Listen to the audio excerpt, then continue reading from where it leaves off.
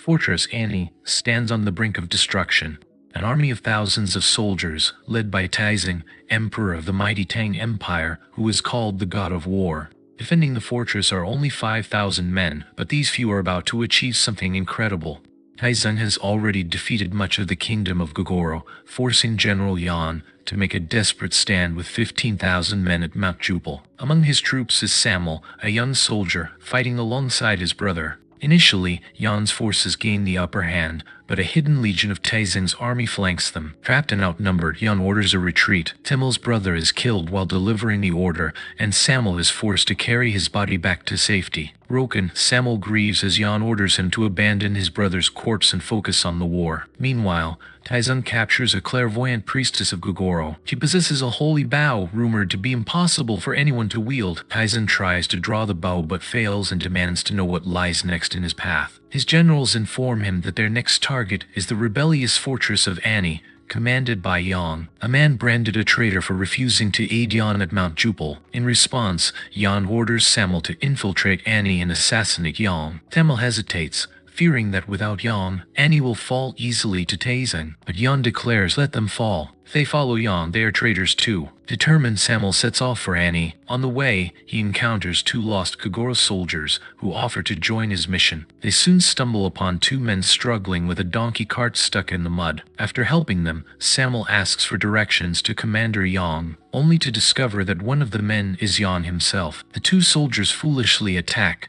but Yang's general, Chu, swiftly kills them and knocks Samuel unconscious. When Samuel awakens, he is inside Annie's fortress. Yan questions him, suspecting that Samuel is an assassin sent by Yan. Samuel lies, saying he was pursued by Taizong's army and now wishes to fight for Annie. Yan doesn't fully trust him, but allows him to stay. To prove his loyalty, Yan tasks Samuel with carrying the commander's flag in battle. A position of great honor but immense risk, as it will reveal his location to both friend and foe. That night, Samuel follows Yan through the dark streets, dagger in hand, ready to complete his mission. But instead of hiding, Yan visits a poor couple who have just welcomed a newborn. He brings them food and congratulates them on naming the baby after him. Touched, Samuel realizes how deeply the people love and respect Yang. The next day, he sees Yang working alongside the townsfolk, reinforcing Annie's walls and comforting his soldiers. An elderly man tells Samuel, "Yang is not just our commander, he is the fortress." As the sun rises, Yang notices General Poso's absence. He visits Poso's home and finds his sister Becca there. Furious, Yang scolds them, warning that one might soon die in battle, leaving the other in grief. A sudden horn blast interrupts them. The Taizong scouts have arrived. Siege begins. Taizong's massive army surrounds Annie, launching boulders at the fortress walls. But to everyone's amazement, the walls hold firm, reinforced by sand-filled layers that absorb the impact. Taizong's soldiers attempt to scale the walls using siege ladders, but Yang's defenders fight fiercely. At the perfect moment, Yang signals Poso and Becca's cavalry to flank the enemy, trapping them between the fortress and the charging horsemen. Taizong's forces break through the gates, only to walk into a deadly ambush set within the courtyard. On the walls, Yang orders his men to deploy giant crossbows, toppling the siege ladders and forcing Taizong's soldiers to retreat. Against all odds, the fortress held. Samuel is stunned by their victory. That night, he dreams of Mount Jupel and Yan's accusation of betrayal. Awakened by his torment, Samuel sneaks into Yang's room with a dagger, demanding to know why he abandoned the battle at Jupel. Yang explains that Yang killed the king of Gogoro, believing the king had betrayed them by releasing Taizong's prisoners. But Yang argues that the assassination triggered the war they now fight. "If I sent my men to Jupel, they would have died for nothing," Yang says. Before their argument can escalate, a horn sounds. The siege resumes. This time, Taizong's army brings massive siege towers. As the towers close in, Yang's men hurl oil pouches and light them on fire with flaming arrows, engulfing the towers in flames. Yang is wounded by a spear during the battle, but Samuel saves him, killing the enemy general just in time. 4 days later, Yang awakens, thanking Samuel for saving his life. Taizong, furious at the fortress's resilience, sends the clairvoyant priestess with a message. She warns Yang that Taizong is building a dirt mound higher than the walls, promising the fortress will fall once it is complete. The priestess begs Yang to surrender, but he refuses. Samuel grows desperate, suggesting they ask Yang for reinforcements. Yang dismisses the idea, knowing Yang considers him a traitor. Poso volunteers to assassinate Taizong,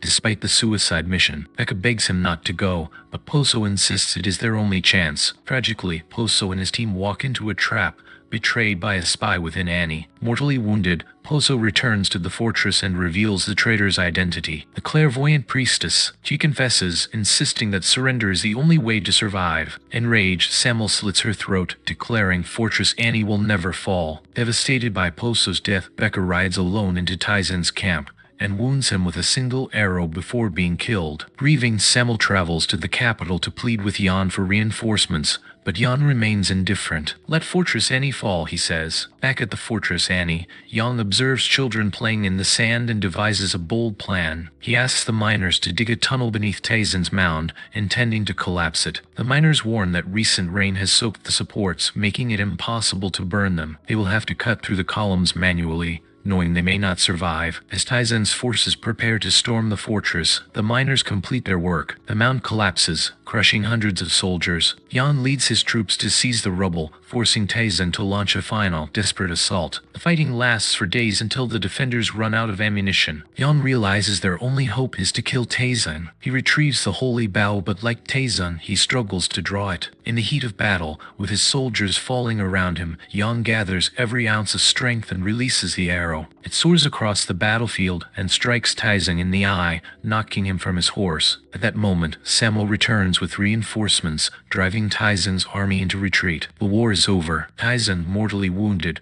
returns to his empire and dies 3 years later, warning his successors never to invade Gogoro again. In Annie, Yang oversees the rebuilding of the fortress. As Samuel prepares to leave, Yang tells him he'll always have a home here. Samuel rides off, leaving behind the fortress and the man who saved not just Annie, but the entire kingdom.